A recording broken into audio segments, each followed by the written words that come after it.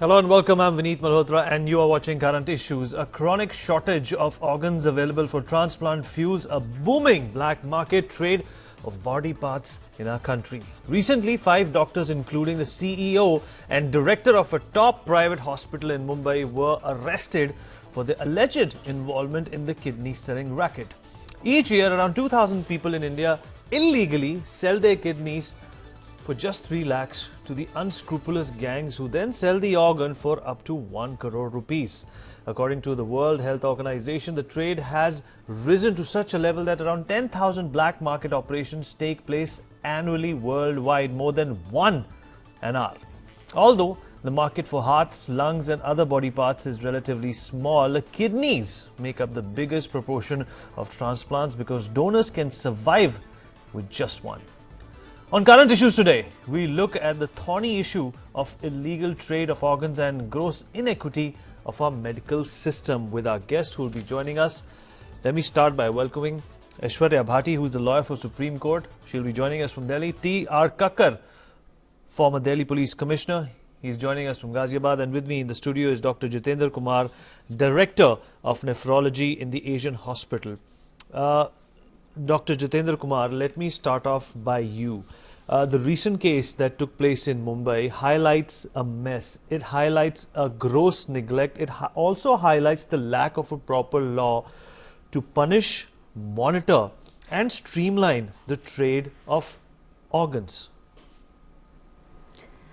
I sincerely believe that doctor must work within the limits of ethics and legality. But the story is not that small, It's not as simple as that a doctor, greedy doctor is operating the entire racket. If you look at the problem, this is unfortunate that in India today, a person is forced to sell an organ just for 3 lakhs rupees. Suppose I need money and I get very easy loan by the government or by some other source, why will I sell my kidney? Right. So, the underlying problem is poverty. On one hand, there is poverty. A person is so poor that he is ready to commit suicide for lack of few thousand rupees. So, number one is that he is lacking money. Right. The problem number 2 is that kidney patients who are on dialysis, they are dying on installments. They are every week dying. They are going closer to death and there are not enough organs. Cadaveric program is dismal in India. As far as life related is concerned, in our era, we have nuclear families now. Families are small, who will donate? Right. So, one person is desperate for his life to survive, he wants kidney. Another person is desperate for money and there is a loophole in the law. Law says that anybody can donate his kidney to anybody provided there was no financial transaction. And as long as these three things would be there, such kind of rackets will keep on flourishing. I think we have to have a look on the entire issue rather than concentrating at these hospitals and doctors alone. Right. Aishwarya Bhati, the law is probably not stringent or it is probably not effective enough on hospitals and organizations and medical institutes that indulge in this gross practice. You are an expert in law. What do you think should be appended in order for organizations and individuals who indulge in such an activity, a punishment so severe that it does not happen again and it becomes a deterrent? See, Vineet, I firmly believe that this is one of those, problems that plague our country, our society in general. Is not one of those issues where the laws are lacking. There is an act which is in place. The act is very stringent. It makes all sale of organs completely illegal. It prescribes a punishment. The amendment that was brought in 2014 makes the punishment higher. So this is not a case where we have a lack of law and that is why the problem is. The problem really is with implementation. And the implementation is a problem because of the situation that we have, because of the extremes that exist in our country, because there is lust for money on one side and there is desperation to save life on the other side. So Okay. this is a classic case of a situation where the malady is not because the law does not exist, but the malady is because there is an exploitative system that is in place, and that system, it is difficult for doctors. There is a protection under the Supreme Court judgment that FIRs against doctors are not registered normally and as a matter of routine. If you will notice, in this case also there was a preliminary inquiry that was set up, and that inquiry was of doctors itself. So only after a finding is arrived at in that preliminary inquiry as to the culpability of the criminal culpability of the doctors, only then a case is registered. So I don't really think there is a problem with the laws. The problem really is with the implementation and with the social structure that we have. Okay, you mentioned that there's something wrong, with the social structure in our society, and Dr. Jitendra and Aishwarya Bhati also concurred to that opinion. And Mr. Kakkar, there are scouts, there are touts who, look for potential donors and recipients. I was just reading a report, and they look for people, there is this racket in Gujarat and Maharashtra. They look for people through agencies, through credit agencies as well, who are highly in debt, who have no source of repaying that debt, and they use their vulnerability to exploit and expedite these kidney rackets. What do you know of this, and what can be done about this menace? Look, before I really dwell on your question, I would like to take the issue that doctor has raised, the nephrologist has raised. I think there is no point saying that because they cannot get loan and therefore and they need money and they indulge in all this. The poor may be doing that, but what are the doctors for? Where is their ethics? Obviously, they stand to benefit by this nefarious deal that they approve of this. Now, let me tell you, the law is in force. The law was enacted in 1994. It was amended in 2011, and section 18, 19, 20 is very clear about it, that the organ can be donated either by the blood relative, or it has to be through nota. There is an organization where people approach and then they they distribute it. Now here, blood donation, it is the blood relative where the actual problem arises. And who are the player in this whole thing? The person who, according to the doctor, is so poor that he is ready to donate his organ, in this case the kidney, and then there is a recipient who has the money to buy this. But please don't forget that all this cannot be done without the connivance of the doctors. Now the act says that the nephrologist, I am talking of the kidney alone, the nephrologist, when he finds that yes, so and so needs kidney replacement of kidney, he approaches the committee of that particular hospital, which comprises of 7 people, of whom 5 are doctors and 2 are government nominees. Now it is these people who have to find out that the one who is donating is a real blood relative or not. It is here that and fortunately the entire proceedings have to be videographed. Right. Not only that, before the nephrologist really does the operation, he once again has to certify that yes, he is convinced that this so and so is the. So it is the those administrators, those touts, those doctors who are unscrupulous that the whole transaction takes place. Right. So please, let's not say that the law is weak. Law is very nice. Law is okay. Stringent punishment is there. But then what do we do when the 3 of them, the tout and the poor patient and a poor donor and the doctors combine in doing an illegal act? Absolutely. And coming back to you, Dr. Jitendra Kumar, these practices, these illegal practices where documents are forged, obviously this cannot be done without forging documents.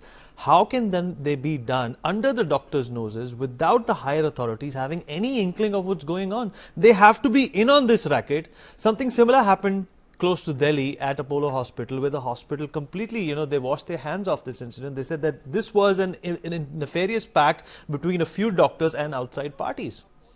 What goes on there? How can it happen without the knowledge of the authorities who run that organization? The greed of the doctor can never be justified. So, I am not in favor of these activities. That is point number one. Point number two is, I just want to give you a briefing about how the things are done. In my hospital, we deliberately do not have any authorization committee of our own, just to avoid these kind of complications. In each and every case, even if your father is donating for his son, then we take permission from our local government authority. Right. Now, imagine the patient is from Jharkhand and the supposed donor is his brother or his cousin. Then we will request the authorities in Jharkhand to give the permission after satisfying themselves about the relationship. The same thing holds true in international patients also. Now, I write an application to the authorities in Jharkhand. Now, they will give permission after justifying or satisfying themselves that okay, this is the relationship, and once they bring the letter to me, then I will ask my local government authorities at Faridabad to give permission. They will do videography, and once they are assured and they give us permission, only then we can go ahead.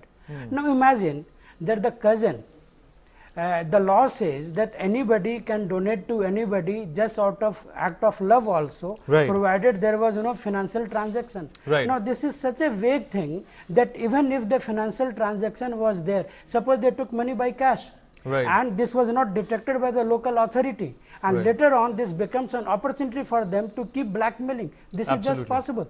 So, we save ourselves by just following the protocols, and as it was told by the learned guests that law is Mr. Kakkar, I'll come to you. Aishwarya Bhati, we have been discussing the social structure, the bipolar nature of our society that actually forces people, compels people into selling off their organs so that they can make money.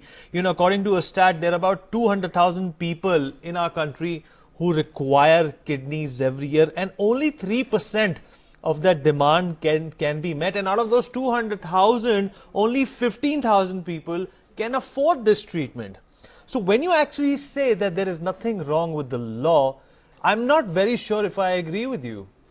Because if the law was stringent, if there were provisions made in order to fill this mammoth gap, we wouldn't be having traffickers and touts who are dealing with human body organs. Vineet, the problem is really, I will reiterate again, is not with the laws, it is with implementation of laws. And implementation of laws is on the shoulders of, of professional doctors who are running these. I mean, Dr. Jitendra Kumar is saying it's very convenient that we don't have a committee like that in their hospital, so they depend on the government, but that's really not the way to do it. If you're running a hospital, it is your responsibility to ensure that there's a committee.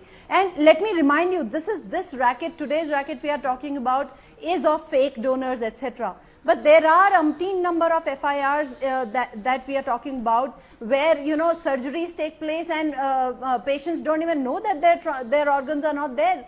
So this is a racket, this is a problem that exists. And it's the implementation of laws. See, implementation of laws works on two angles. One angle, I pointed it out. Aishwarya, Aishwarya, let me ask you a question. Aishwarya, let me ask you a question.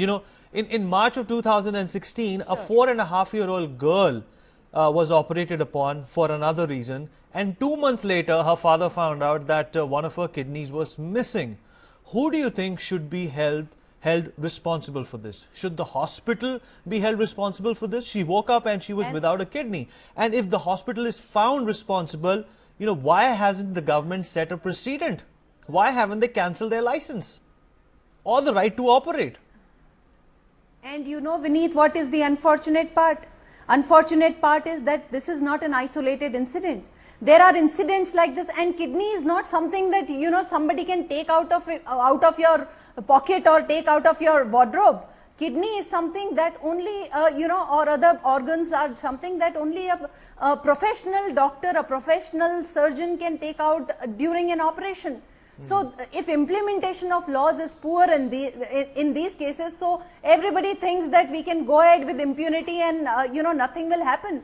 A criminal or an accused, whoever is committing a crime, never thinks that what is the punishment prescribed for these acts in the penal code. They only think that I'm not going to be caught, I'm going to be scot free, I will get away with it. This getting away with it syndrome itself is a serious problem. And here is the situation that we are dealing with, not your ordinary run of the mill kind of accused persons. These are professional doctors without whom this kind of a crime cannot be committed. And obviously the slackness with which the police authorities deal with doctors on issues like this has to change. We have to see a complete change of mindset. These are organs, these are human organs. Absolutely. That we are talking about. This and is playing Mr. with T.R. people's Kakkar is probably in a better position to tell us that what does the police do about these rogue doctors who actually violate the pledge that they have taken at the time they received that degree. But we will come to Mr. T.R. Kakkar in some time. Let me get a caller in. I have Manish who's giving us a call from Mumbai. Manish. Hello. Manish, go ahead. Yeah. So I'm watching the debate and I heard one of the guests in the panel saying at the onset of the debate that the law is strict. I firmly believe the law is not strict at all, and maybe Dr. Jitendra Kumar can weigh on in this, because even if during a stage of brain death, for example, even if the family gives the consent to that the body can be handed over to them, the body cannot be handed over to them because a doctor cannot legally withdraw the ventilator life supporting system. So this paves a path for the scarcity of the organ transplantation and maybe one of the reasons for the black marketing there. Dr. Kumar, maybe you're in a better position to answer this gentleman's question. No, he is correct that there is a scarcity of organ. There is a very brief period between your brain death in AIIMS, let me append his question. In AIIMS, there were 200 people who were found to be brain dead, and only 10 of those people were able to give their organs away to people who were really needy. What about the 190? The term family consent came into the picture. All the other countries around the globe have actually evolved a lot when you talk about family consent. What happens in India when a family consent is sought to donate somebody's organs? No, actually there is hindrance from the family part because of religious background or because of so many other things. People think that they will not like to give their organs after they die, because if it is Hindu, he will like to get burned, presuming that probably that is the way to heaven. Or in all the religious sects also, some or other there is a mindset that people do not like to donate their organs after their own death.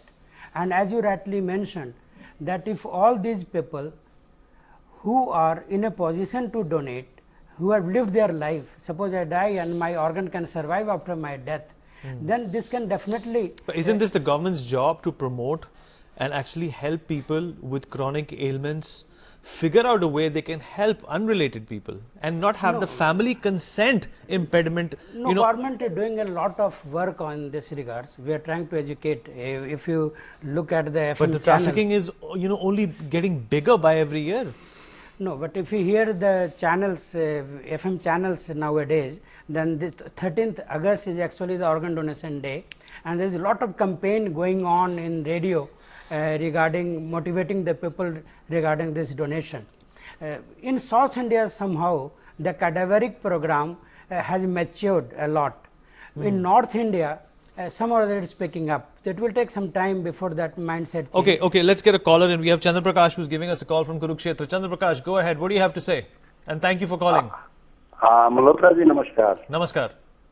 पृथ्वी पर अगर कोई भगवान का रूप है तो वो doctor है, मगर छोटी सी बात कह के अपने मंतव्य को जाहिर करूंगा। हर चीज का सौदा होता है, हर चीज यहाँ पर बिकती है, धनवानों के आगे निर्धन क्या, अब सारी खुदाई बिकती है। सयादों की इस बस्ती में अनजान को बेचा जाता है, ईमान को बेचा जाता है। ये गीत का अंतरा लिखने वाले कवि ने आज से 50 वर्ष पूर्व अपने विवेकी मन से जान लिया था कि भारत के भविष्य, भारत के डॉक्टरों का भविष्य क्या है। बहुत बहुत धन्यवाद। Okay, that was very moving, Chandra Prakash. Mr. Kakkar, coming back to you, we were discussing, and even Aishwarya mentioned that there has always been, a problem with the implementation of the law. But, even when you apply, for a procedure like a kidney donation, there is a committee, there is a set committee that goes through the documents. They scan the documents, and if there is any sort of forgery or if there is any sort of malintent, they usually impede, and the transaction and the process doesn't take place. How high up in the medical organization, department, industry is this mess? Now look, this somebody was saying that there is shortage. I know there is shortage of these organs. There may be acute shortage here, but the shortage is abroad also. Otherwise, foreigners won't be coming to India for getting these organs replaced. Now coming back to, there is a committee. Committee is constituted by the doctors of the same hospital plus 2 government officials. Some of them are there, some of them are not there. It is in this committee that the actual hera-pheri takes place. They all know what is happening. Just because everybody wants to make money there, so the consent is given that this donor is a real donor, and he's really giving it out of love or out of religious sentiments or whatever is there. You see. And now let me tell you the recent case of Apollo. I learned, maybe I may be wrong. Fortunately, the videographing of the entire proceedings is to be done, and in the videograph somewhere, a lady who donated, who's from the northeast, she was brought in as wife of the recipient.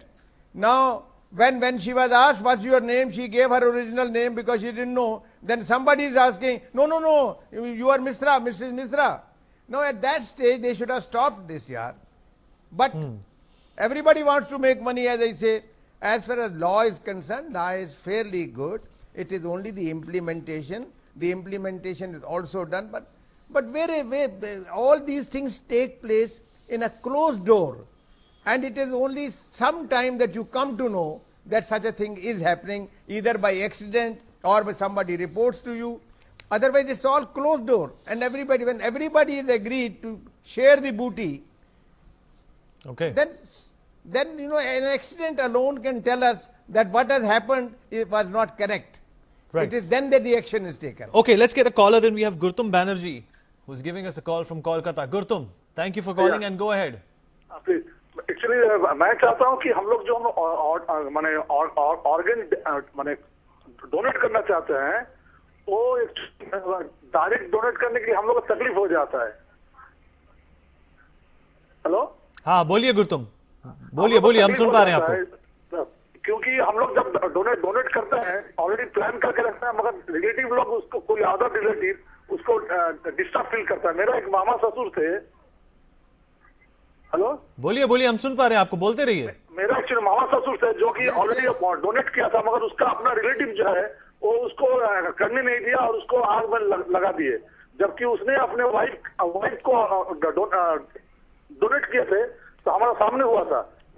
मैं ये चाहता हूँ कि एक ऐसा नियम बनाया जाए कि एक बार जो कोई भी चाहे उसका रिलेटिव जो उसको मतलब ऑर्गन डोनेट करने के लिए एक ही आदमी है, तो उसको फोर्स में अवेयरनेस ऐसा होना चाहिए कि ऑर्गन डोनेशन एक आत्मनिर्भर जैसा होना चाहिए उसका।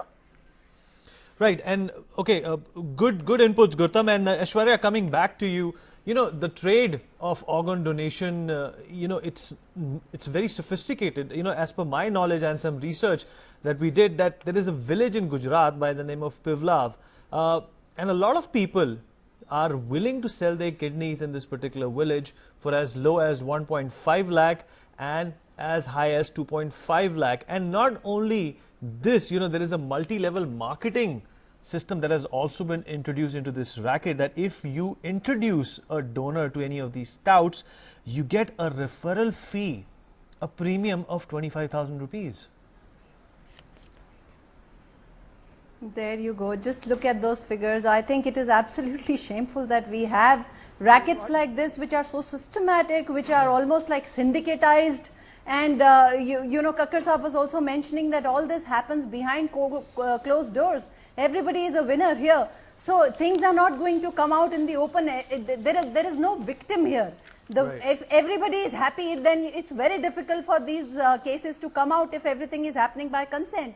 But let me, you know, draw your attention and the viewers' attention to a story that was in the headlines in today's paper about this woman who was getting married in Pennsylvania, and she got, you know, the man who received her father's heart, she requested him, and he flew down to walk her down the aisle because her father was not there anymore, and the man who got the heart of the father actually walked down the bride on the aisle. So I think we need to, you know, make sure that the shortage is not there. The awareness campaigns should be so high that the level of donation, because I we hate have to no interject dearth you, of, but you know, people we have who a paucity of time, and that was a very good and touching and a positive example by Aishwarya. Aishwarya Bhati, Mr. Kakkar and Dr. Jitendra Kumar, thank you so much for being with us and taking out time to be on Current Issues. That is all we have on the show. We'll see you tomorrow. Keep watching News World India. Thank you.